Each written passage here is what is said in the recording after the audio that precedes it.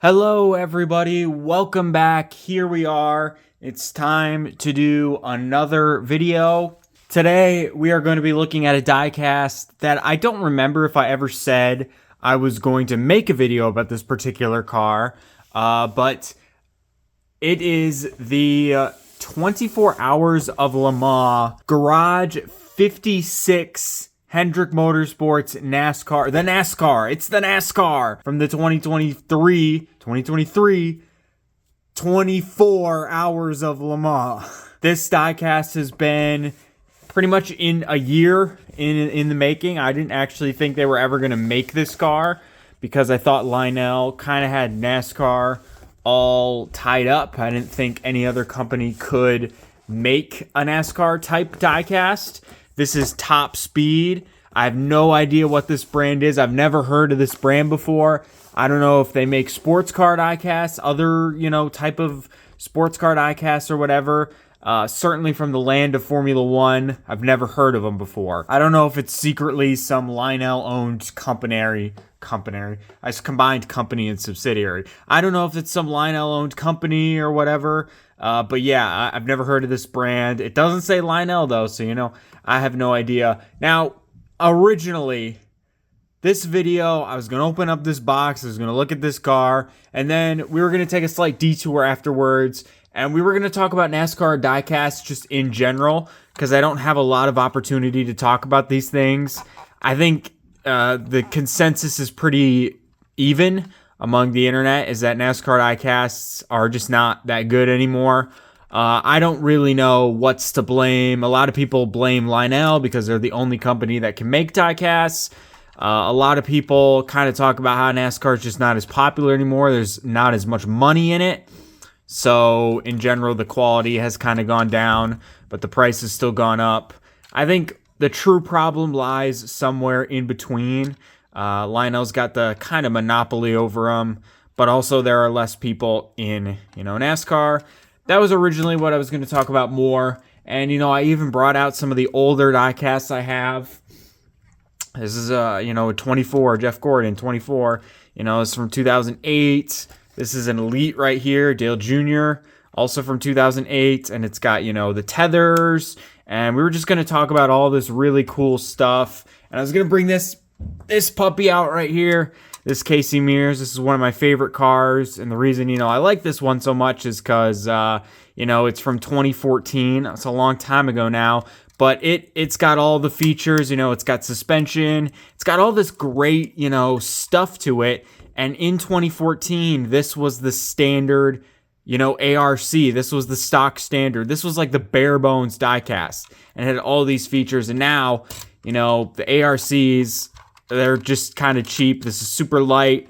This isn't Lionel's fault that the bottom looks like this. It's NASCAR's, but really, the ARCs of these days suck. I was going to talk in detail about all that stuff. I just did talk about it a bit, but way more detail, because I thought for sure that this would be the best NASCAR type diecast that there's been in quite some time. And it may still be really cool. It may still be really awesome. But welcome to the channel if you've never watched one of my videos before, because the theme these past few years, it seems like, is that it's fucking broken. This diecast is broken. I've never taken it out of the box yet. And it's broken in the same spot on both sides. The splitter is broken off. On both sides. I almost thought that is actually how it was supposed to look. I had to look up a picture just to prove that it wasn't. And so it kind of sucks. I haven't even taken it out of the box yet, and it kind of sucks. And this is a 1/18th scale car. This isn't 1/24 like these NASCARs are. It isn't 1/43 like most of the F1 diecasts I have are. It's 1/18th scale, and those are expensive. 1/18th scale cars are expensive no matter how you buy them, really. So, yeah, we're still going to look at it, but if you're wondering why I barely freaking make videos anymore, it's because making all these videos and getting all these cars and diecasts are fucking broken all the time is annoying. But let's not be unfair. Let's take it out of the box. I wasn't originally planning on taking it off the base. Well, there's a particular smell to that. But it looks, yeah, I've never seen a base like this before, where it's like got its own structure, basically. But there it is. You can see it way... I'm scared to honestly, like, pick it up. I wonder if this kind of comes out. No, it looks like... Here, I'll pick it up just to get up close to the camera. 1/18 scale diecasts are always so weird for me to make because it's like... I'm not sure how to do it, really. I'm not used to doing it in this big scale.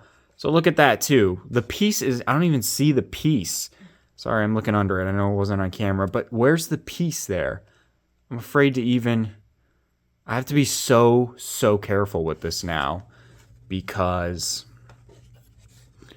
But here's the other piece. And it's connected to... I think it's connected to this little brace right here. Yeah, it kind of is. So I can't really even do anything with that because I don't want to break these pieces as well. Yeah, okay. Can I even take it off the base? Oh, there's that piece. This is a piece of the, I talk about carbon fiber quite a bit on this channel, so let's give a look over of what the carbon fiber looks like. Yeah, it looks pretty good. I don't even know if you can take this off the base, honestly.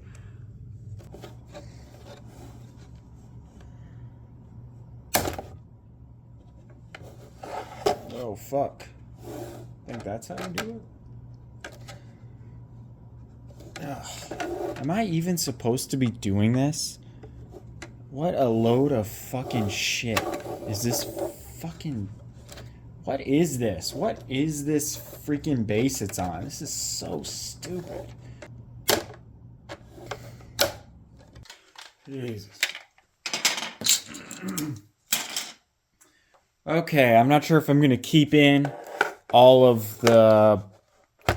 me yapping about how difficult it was to get this full thing apart. I'm not sure. I'm pretty sure you're supposed to be able to take all this apart. And, you know, it is an expensive model, so I understand that you want to give it, you know, the utmost protection and everything, but it's already fucking broken, so it's like, why bother with all the extra stuff if it's built badly? I mean, and that's the thing is, it's like, I don't even know what happened. I don't see how, there's nothing to me that you can see that would have broken this car. You know, these things are fragile, you know, I get it. It's also covered in dust, and I just friggin' opened it. So, yeah, even if you were like an inbox collector, like I don't see really, obviously my first impression on this is bad. So I don't know if I'm going to have much to say really. I almost need to give this a couple seconds just to reset my brain and not talk shit about it. So that's actually what I'm going to do. One thing I should note though, is that you likely can take it off of the base if you wanted to, because this is just like plastic right here. I think you can probably take this off if you wanted to take it off the base. I'm not going to do that, but you probably can if you wanted to. So I will be back in just a second, and we will take a look at this up close a little bit. Okay, well, I've had some time to collect my thoughts and also take pictures of this car.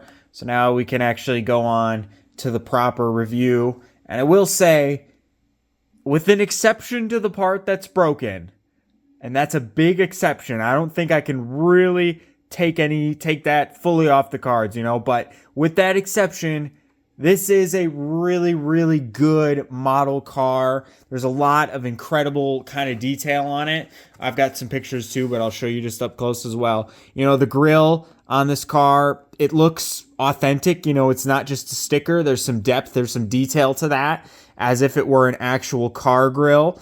I don't think, you know, like on NASCAR, this top bit's just a sticker, and most of this part of the grille is just a sticker. There's only really a small part on a real NASCAR that's actually cut out. I'm just going to take that away from here because it's kind of distracting me. But that's authentic, you know. It looks really good on this car. The headlights, this car actually had headlights.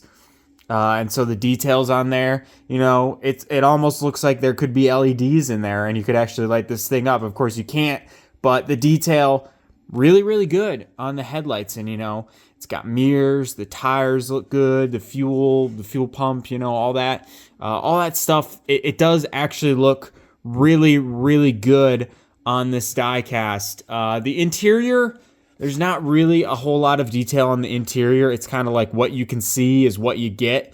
There is a windshield wiper there, which is pretty cool. But the window net is just hard plastic, which is actually kind of ironic. Or I don't know, ironic. It's kind of funny because the window nets is actually one detail that is actually correct on the modern day, or I don't want to say correct. It's a little, it's a material. It's not just plastic. That's something, at least for the Cup Series diecasts, they get it right. The trucks and the Xfinity, I don't think so. But yeah, NASCARs are simple, is there really wasn't a whole lot they could get wrong as long as it wasn't just, a bunch of stickers and whatnot. Here is the top and the drivers, Jenson Button, Jimmie Johnson, Mike Rockefeller. Of course, this car was done to celebrate the 75th anniversary of NASCAR.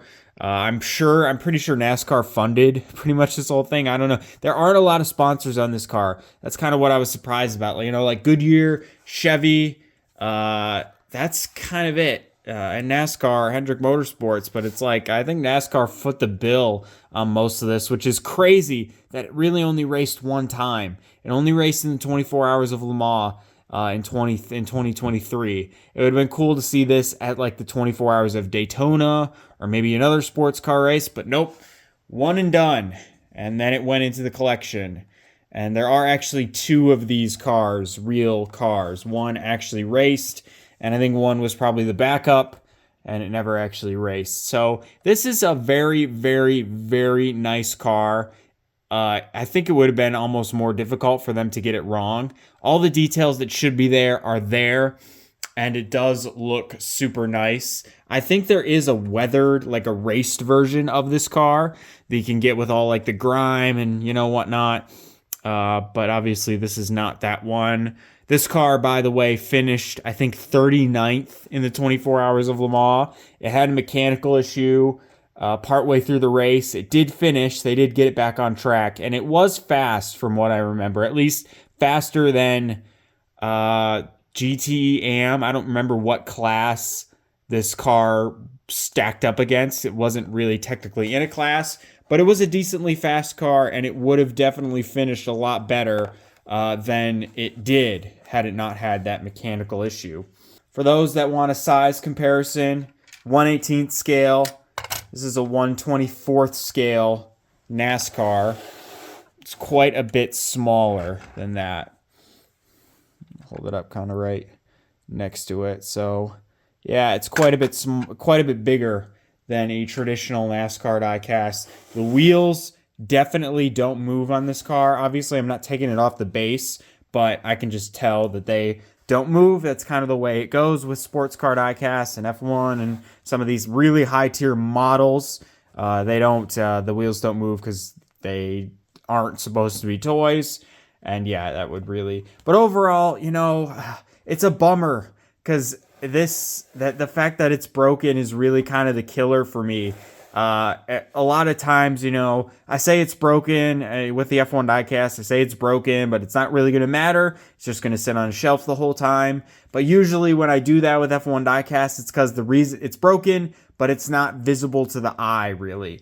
But this is totally visible to the eye. So yeah, it sucks that in this part, you can glue it on, definitely. You could glue this back together.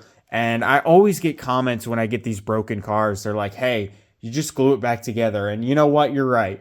But if you're cool with companies sending you broken stuff that you spend $200, I don't know if that's what the price of this is, but I'm guessing that's what it was. If you're cool with $200 model cars coming back broken, then I'm glad. I'm glad you're cool with that. But personally, I'm not interested in getting, fucked over by a company sending me a broken thing. I'm sure it was an accident, but you know, how does this happen in such a protective box? I showed you guys me taking it apart. So that's the big killer for this one for me. It is nearly so perfect, and the details on it are really good. It's definitely a good shelf item. Would be a great, you know, piece of a collection because it's such a kind of elusive, exclusive car. But yeah, in the state it's currently in, you know, if you put it like that, it's not too bad. But yeah, that to me is the biggest disappointment of this car. Other than that, you know, it's really good, but yeah, obviously it being broken kind of sucks. Let me know what you guys think about this car. I don't really have anything else to say about it. You know, I don't watch the sports car racing. It's weird to see a NASCAR with the FIA logo on it, but it's pretty cool. Obviously, if you're a Hendrick fan, Hendrick 24. If you can't tell, you know, I've shown quite a few of these. Pretty big fan of that, you know, back in the day, the Jeff Gordon type stuff. Of course, now Jeff Gordon is long gone. I think there were rumors that he was going to run this car at one point, but obviously that didn't happen. But Jimmie Johnson got to do it before he headed off to run for Toyota. And yeah, that's all I have to say about this car. It's pretty good. It could be a lot better. The detail, I think, is really good on it. I don't see, from looking at the pictures of the real car, I don't see it's missing anything. But yeah, pretty big bummer, I'd say, because it's broken. But anyway, that is going to do it for this video. I will see y'all in the next one. And yeah. Bye.